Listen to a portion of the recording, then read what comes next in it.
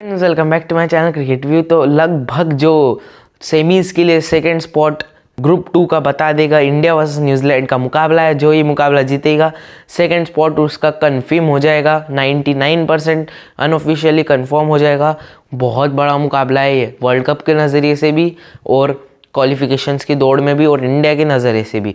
मैं तो इंडिया का सपोर्टर हूँ, तो इंडिया जीतनी चाहिए। बट इंडिया आज तक विश्व कप में न्यूजीलैंड से जीता नहीं है, ये ट्रू बात है। और वैसे पाकिस्तान भी इंडिया से आज तक वर्ल्ड कप में जीता नहीं था, पर वो जीता है, तो इंडिया भी जीतना चाहिए न्यूजीलैंड से। तो मेरी प्रेडिक्शन तो वही होगी, इंडिया टू विन।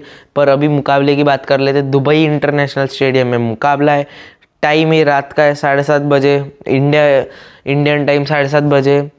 कैपेसिटी 25,000 दर्शकों की है और यूएई होस्ट कर रही है। और मैं आपको इसके अंपायर्स बता देता हूँ। रिचर्ड कैटलेबॉरो फिर से ये अंपायर आ गए, जो फाइनल में अंपायर थे इंडिया वर्सेस न्यूजीलैंड के WTC के, जो कि 2019 के सेमीफाइनल में भी अंपायर थे। इंडिया के लिए बैड लक लाते इनके ऊपर मैं एक वीडियो भी बना चुका है। मतलब इंडिया वर्ल्ड कप में जब ये अंपायरिंग करते कुछ सेमीज या फाइनल्स में, ऐसा कुछ वीडियो था जब इंडिया जीता नहीं है। मुझे इतना तो कुछ याद नहीं, बट ऐसा वीडियो था। और मैरियास इरेस्मस, सॉरी गलत प्रोनाउंस किया, तो ये सेकंड एम्पायर है।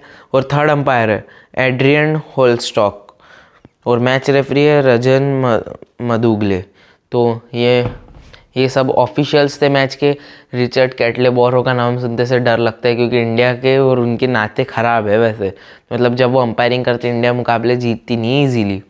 तो अभी मैं कुछ प्रेडिक्शंस कर देता हूँ। पहले 6 ओवर में पक्का से पक्का विकेट्स गिरने वाले हैं, इतना तो मैं कह देता हूँ। और पहले 10 ओवर में कम से कम 2 विकेट्स, मिनिमम 2 विकेट्स में प्रेडिक्ट कर रहा हूँ। और 11 भी डिस्कस करते हैं। मुझे लगता है KL राहुल और रोहित शर्मा ही ओपनिंग करेगी इंडिया की तरफ से। 3 पे आएंगे विराट कोहली। 4 पे मैं चाहता तो हूँ वैसे ईशान किशन को, पर सूर्य कुमार यादव आएंगे।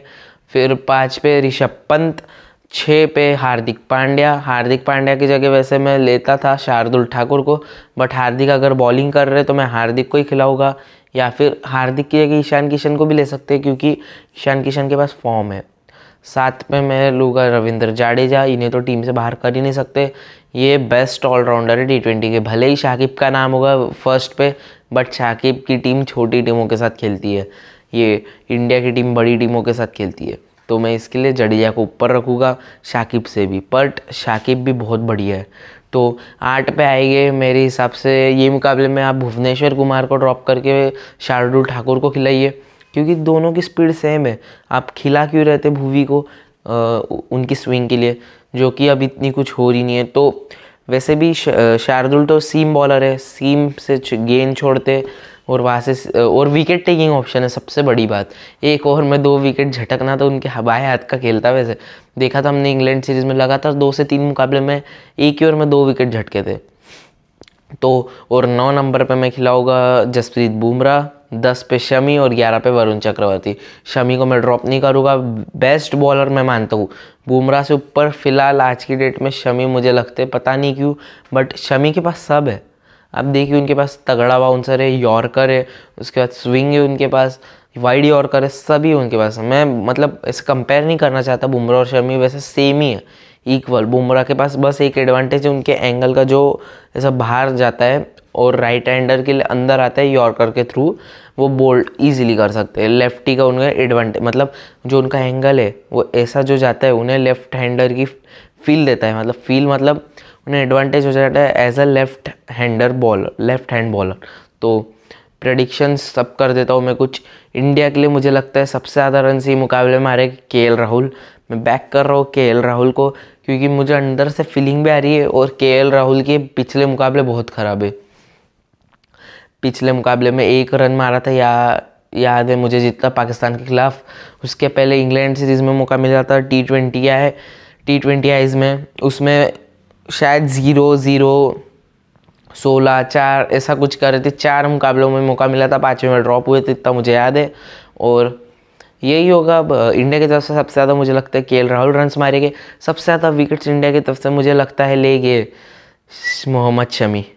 मोहम्मद शमी ये मुकाबले में पूरी अपनी जान झोंक देंगे। जो उन पे कलंक लगा था, मतलब जो इंडिया के सोशल मीडियाज़ पे जो ट्रोलर्स है, जब इंडिया हारा था मोहम्मद शमी पे पूरा ब्लेम डाल दिया गया था क्योंकि वो रिलीजियस कुछ ऐसा सीन था वो, तो इसके लिए शमी को पाकिस्तानी कह रहे थे, इंडिया को धोखा दिया ऐसा कुछ।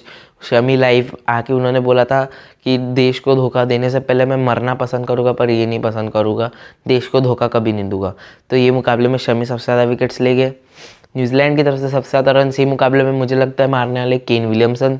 किंग केन डिपेंडेबल बैट्समैन है, टिक के खेले कि इन पे ही बहुत ज़्यादा दारोमदार होगा। न्यूजीलैंड की बैटिंग थोड़ी वीक लग रही है वैसे, बट इन पे अच्छा दारोमदार होगा।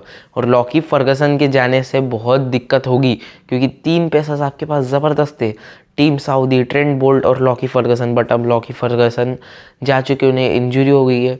तो सबसे ज़्यादा विकेट से मुकाबले में मुझे लगता है न्यूजीलैंड की तरफ से ले गए ट्रेंट बोल्ट, क्योंकि रोहित शर्मा को तंग करती है उनकी गेंद, left hand in swinging full length ball.